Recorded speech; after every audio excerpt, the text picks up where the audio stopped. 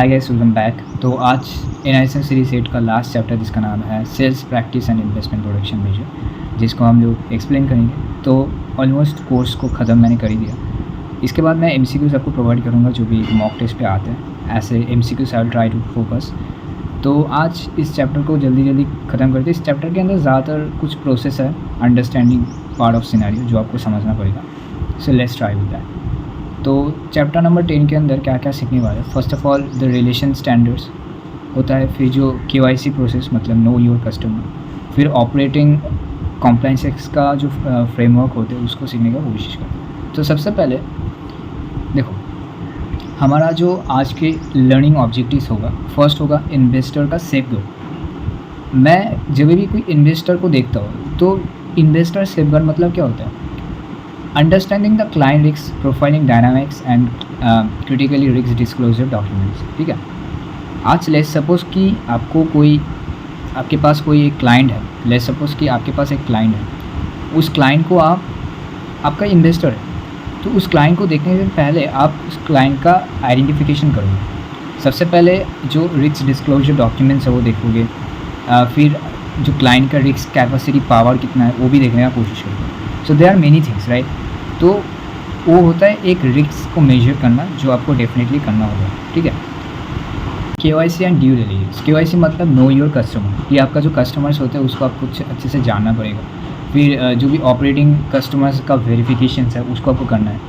फिर होता है ग्रीवियंस एंड AML, मतलब एंटी मनी लॉन्ड्रिंग का कोई एक्ट है, मतलब आपका जो क्लाइंट है क्या वो कोई मनी लॉन्ड्रिंग और कोई भी अलग इलीगल एक्टिविटीज़ के साथ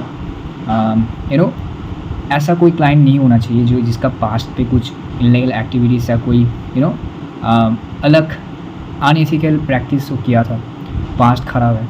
तो सब कुछ आपको एनालिसिस करना पड़ेगा बिफोर, मतलब कोई इन्वेस्टर हो जाए, कोई भी क्लाइंट्स हो जाए, तो एनालिसिस करना is the very important part of scenario जो इसके अंदर आपको मिल जाता है। तो यूजुअली आपको देखना है कि कोई भी इन्वेस्टर का सेफगार्ड कैसा है। इसका KYC आपको करना पड़ेगा, जिसका ज़्यादातर जैसे कि बैंक्स वगैरह भी करते हैं। नो योर कस्टमर्स, जब भी आप कोई भी पेमेंट्स करने जाते हो, कोई भी कुछ जहाँ पे आपका अकाउंट्स को ओपन करना है, तो आपका जो एक वेरिफिकेशन प्रोसेस होता है कि आपका जो भी डॉक्यूमेंट्स होते हैं, लीगल डॉक्यूमेंट्स होते हैं, उसको वेरीफाई किया जाता है before going for other things. फिर जो ग्रीवियंस एंड AML, कोई फ्रॉड वगैरह है क्या, मनी लॉन्ड्रिंग हुआ क्या, वो सब चीज़ भी आप देखोगे। तो this is the basics things. ठीक है, इसके बाद चलते हैं थोड़ा सा इन्वेस्टर का वार्निंग्स एंड विजिलेंस। तो इन्वेस्टर का कुछ ऐसे समटाइम्स क्या होता है कि इन्वेस्टर का कुछ चीज़ आपको देखना पड़ेगा कि आप लेट्स सपोज एक इन्वेस्टर हो, आप कोई भी चीज़ पे इन्वेस्ट करना चाहते हो, या ऐसा पर्सपेक्टिव कि कोई इन्वेस्टर आ रहा है, आपको मेजर करना है। तो उस टाइम के भी बहुत सारे डिफरेंस पार्ट ऑफ सिनेरियो होते हैं। फर्स्ट जैसे कि रिस्क फ्री हाई रिटर्न, मतलब कुछ ऐसा है कि guarantee expectational yield do not exist in the equity activities. मतलब आप देखो ना, इसके अंदर क्या है कि रिस्क फ्री है, मतलब जीरो रिस्क के अंदर आपको हाई रिटर्न मिलेगा।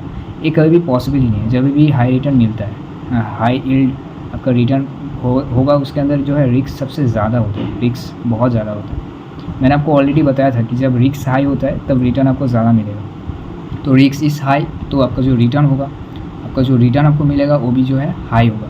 रिस्क लो है तो आपको रिटर्न भी लो ही मिलेगा, राइट। इसका डिफरेंस है। तो इसके अंदर तो ये तो ऑब्वियसली आपको चेक करना है कि कोई भी ऐसे डॉक्यूमेंट्स है, कोई भी वेबसाइट के ऊपर लिखा हुआ है कि आप इस स्टॉक्स पे इन्वेस्ट करते हो, तो उसके साथ क्या होता है कि आपको रिस्क आपको देना ही नहीं पड़ेगा, बट आपको हाई परसेंटाइज रिटर्न आपको या यील्ड आपको मिल जाएगा। ऐसा कभी भी पॉसिबल है ही नहीं। तो इन्वेस्टर का ये सब चीज़ आपको अच्छे से देखना पड़ेगा या वेरिफिकेशन करना पड़ेगा before going for the big investment. फिर होता है अनरेगुलर एडवाइजरी। अब अनरेगुलेटेड एडवाइजरी मतलब कि सेबी का रजिस्टर्ड नहीं है। मतलब आप यूट्यूब पे जाओ, हज़ारों ऐसे एडवाइज़र होते हैं जो एडवाइस करते हैं, या कभी कभी आप जैसे कि न्यूज़ चैनल होते हैं, बहुत सारे पॉपुलर फाइनेंस के न्यूज़ चैनल्स होते हैं। कभी कभी बोलते हैं ना ऐसे, जैसे कि 5 stocks to 5 stock that you just bought and become a millionaire. तो ये सब पे आपको फॉलो नहीं करना, बिकॉज कोई प्रेडिक्ट नहीं कर सकता। You are not a astrologer जो स्टॉक्स आगे जाएगा, बिकॉज स्टॉक का मूवमेंट बहुत पार्ट पे डिपेंड करता है। इकोनॉमिकल पार्ट हो जाए, बहुत सारे चीज़ के अंदर डिपेंड्स करते हैं। तो आप ऐसे नॉर्मल मैथमेटिकल कैलकुलेशन लगा के आप प्रेडिक्ट कर सकते हैं कि स्टॉक का मूवमेंट वोलेटाइल कैसा होगा, जो हमने ऑलरेडी सीखा है, डिस्कस किया था मैंने।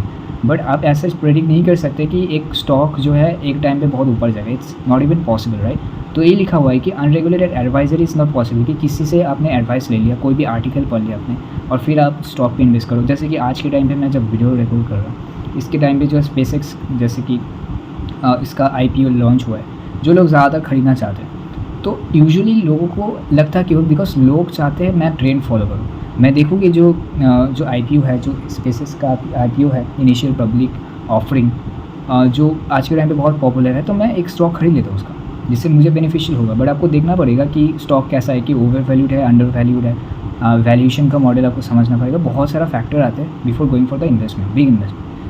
तो वही होता है कि कोई भी एडवाइजरी आप यूट्यूब पे हज़ारों वीडियोस देख लिए और सोच लिए कि यार इस स्टॉक में मैं इन्वेस्ट करती हूँ, तो सबसे पहले आपको अपना सेल्फ एनालिसिस करना इंपॉर्टेंट होता है before going for big investment. तो ये लिखा हुआ है। फिर होता है एक्सेसिव चर्निंग। चर्निंग मतलब क्या होता है कि ब्रोकर जो है फ्रिक्वेंटली अननेसेसरी ट्रेड करते हैं, ठीक है, इन्फ्लेट कमीशन फीस सेट करते हैं, तो वो नहीं होना चाहिए। तो फिर होता है deceptive seminars, like high pressure pitch presentation promise quick riches property, जैसे होते हैं ना इंडिया के अंदर बहुत चलते हैं। जैसे कि एक टाइम पे बहुत चलता था एफिलिएट मार्केटिंग का, फिर बहुत सारे अलग अलग चीज़ें जिसके अंदर आप लोगों को, नॉर्मल लोगों को जो जिसका नॉलेज नहीं है इतना ज़्यादा, लोगों को ऐसे बोलते हैं कि आप मेरे कोर्स ले लो, एक कोर्स ले लिया, आप कोर्स करो, कोर्स पे आपको स्किल सिखाया जाएगा, फिर वो कोर्स आपको कोई थर्ड पार्टी या आपका फ्रेंड को बेचना है। तो एक चेन सिस्टम सप्लाई, मतलब एक चेन सिस्टम से चलता रहा है चीज़, और ऐसे ऐसे करके लोग कोर्स बेच के पैसा कमाते हैं और लोगों को मतलब इडियट्स बनाते थे। तो ऐसे जो सेमिनार्स वगैरह होते हैं उससे आपको अवॉइड करना है। तो ये चीज़ एक्सेसिव चर्निंग, अनरजिस्टर्ड एडवाइजरी, और इससे आपको अवॉइड करना है। तो इन्वेस्टर को ये सब चीज़ से अवॉइड करना इंपॉर्टेंट होता है। फिर होता है sales agent code of conduct.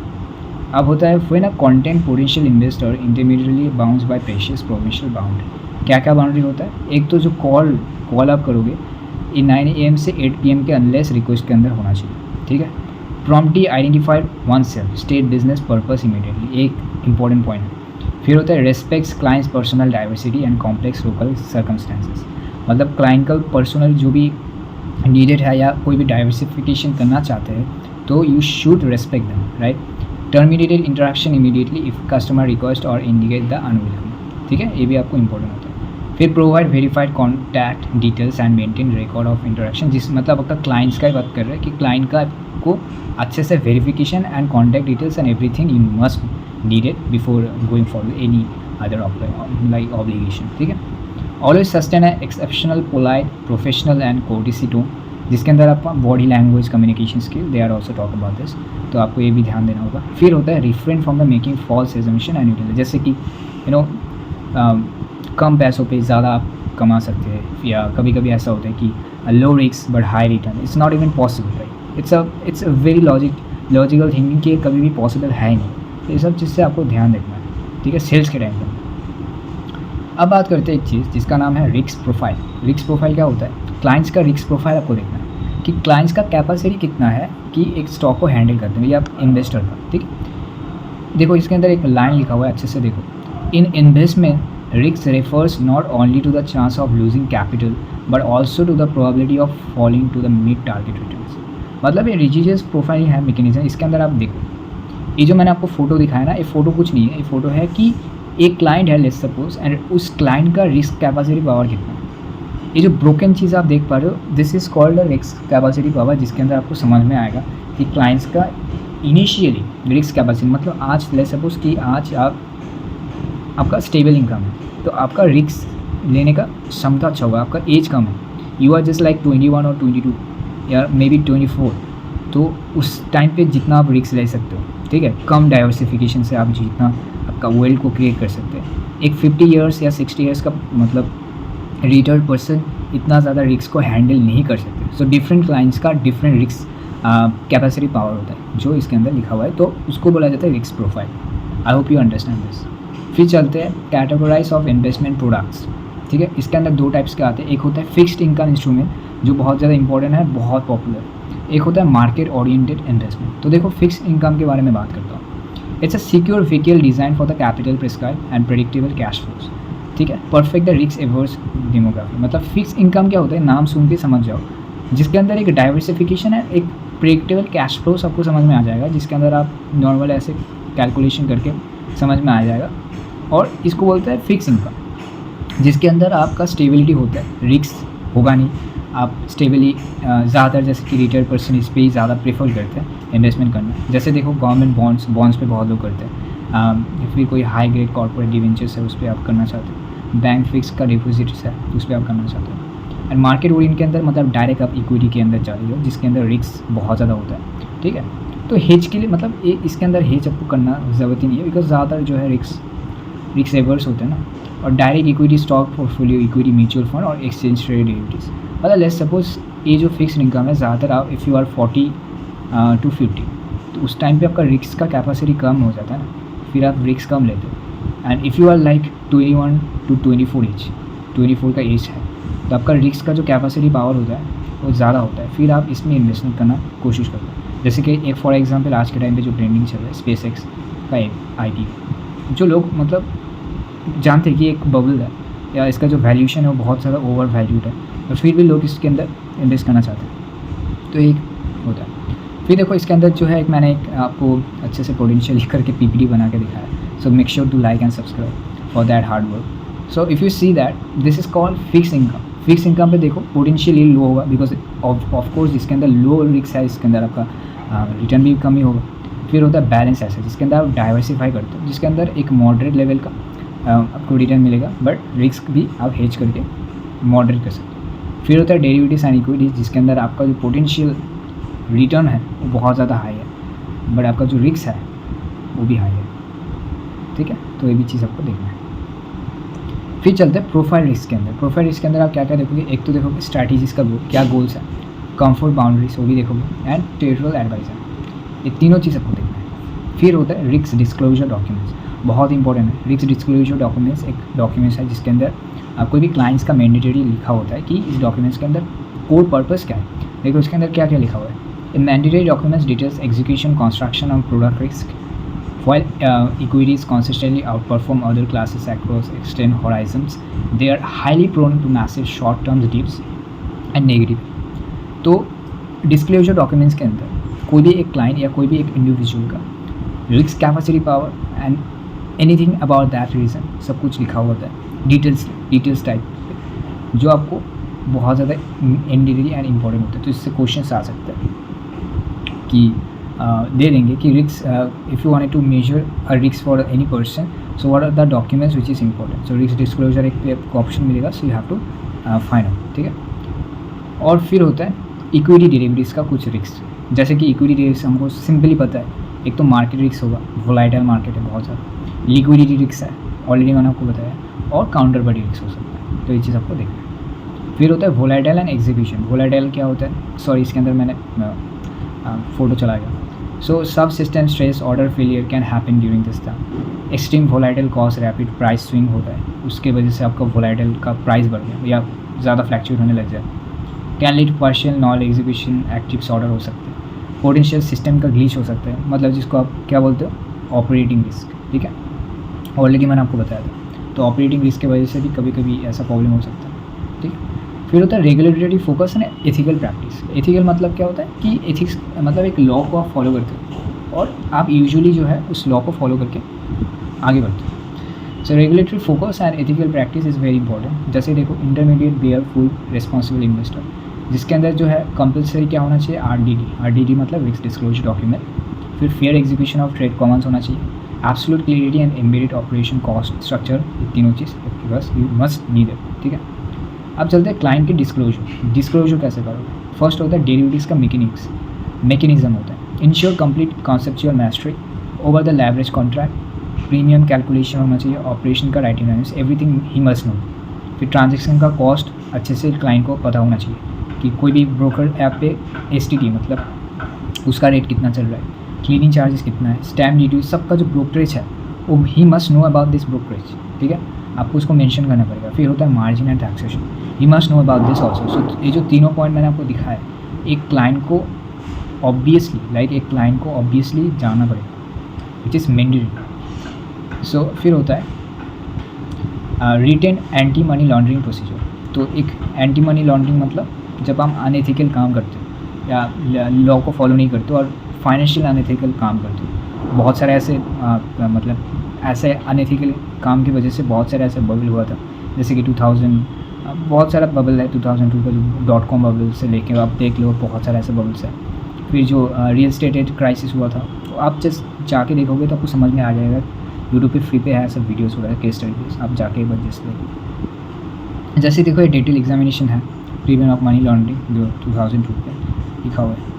फिर होता है कस्टमर ड्यू डिलिजेंस, मतलब CDD, customer regulated bedrock and financial system, जिसके अंदर क्या क्या करते हो, आप वेरीफाई करते हो बेनिफिशियल ओनर एंड क्लाइंट्स का एंटिटीज़, डिस्कॉन्स्ट्रक्ट करते हो their ownership and structure networking, और run the preside transaction and surveillance.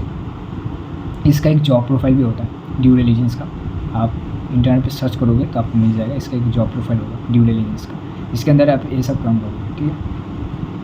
फिर होता है क्लाइंट एक्सेप्टेंस सेफगार्ड। सेफगार्ड के अंदर क्या क्या होता है, no anonymous accounts like illegal verification नहीं होना चाहिए, रिस्क का क्लासिफिकेशन होना चाहिए कि रिस्क कैसा है। जैसे देखोगे जब भी आप ब्रोकर ऐप पे जाते हो ना, इसके अंदर एक रिस्क का जो है मीटर लिया जाता है, ऐसे मीटर होगा, ठीक है। इसके अंदर दो ऐसा पार्ट होगा जिसके अंदर लिखा होगा, इसके अंदर हाई रिस्क है, this is a mid risk, और इसके अंदर लो रिस्क है। तो ये इंपॉर्टेंट होता है कि कभी भी कोई स्टॉक जा रहे हो, स्टॉक का परफॉर्मेंस आपको चेक करना है, अब देखना है कि रिस्क कितना हो रहा है, तो एक क्लासिफिकेशन इंपॉर्टेंट होता है। फिर हाई रिस्क इनहैंस CDD ये भी होना चाहिए, and clear third party rules क्या है वो भी इंपॉर्टेंट है एक्सटेंडेड सेफगार्ड, ठीक है। फिर होता है क्लाइंट्स ऑफ स्पेशल कैटेगरीज। कुछ क्लाइंट्स होते हैं जो बहुत स्पेशल कैटेगरीज पे आते हैं, जैसे कि ऑफशोर प्रोफाइल, कोई NRI हो जाए, NRI को बोला जाता है नॉन रेसिडेंस इंडियन, जो अब्रॉड रहते हैं, जैसे कि कोई UK पे है, कोई US पे रहते हैं बट इंडियन है, या कोई अब्रॉड मास्टर्स के लिए गया है, या कोई यूरोप पे रहता है, तो वो लोग इंडिया मार्केट के अंदर यूजुअली बहुत सारे अलग ऐप्स के या कुछ करके NRI से जो है स्टॉक को इन्वेस्ट करें, और they are big investor, right. They are non residential but also they give up their password, और मे बी नॉट, बट फिर भी they are Indian, right, and they really wanted to invest their money specially in Indian market. तो तब type के उन लोगों को offshore profile बोला जाता है, जो एक स्पेशल कैटेगरी पे आ जाता है।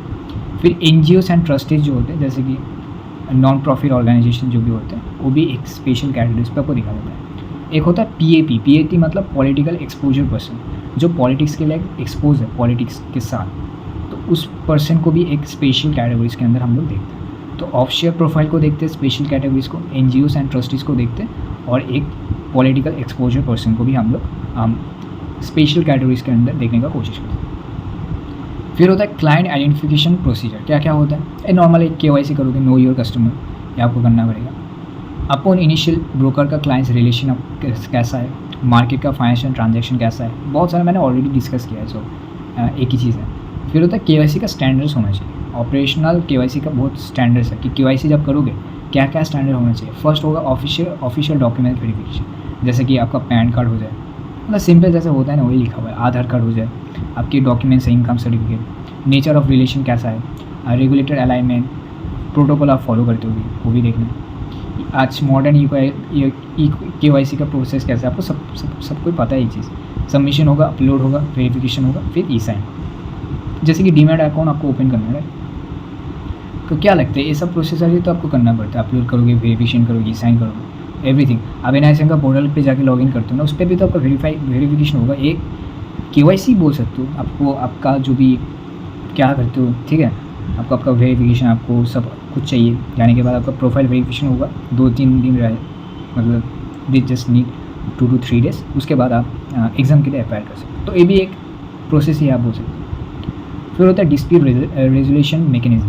इसके अंदर 2 types of different part of scenario होता है। फर्स्ट होता है आर्बिट्रेशन प्रोसेस, जिसके अंदर स्ट्रक्चरली आप देखो, एक आर्बिट्रेजर्स नहीं है, it's a different part, it's a judicial kind of stuff, ये लॉ का चीज़ है, ठीक है। तो इसमें कंफ्यूज मत होना कि ये तो आर्बिट्रेजर्स हो गए जो डिफरेंट प्राइस पे खेलते, नहीं, it's arbitration, it's a different part of scenario. फिर होता है सेबी का स्कोर सिस्टम, वो भी देखना।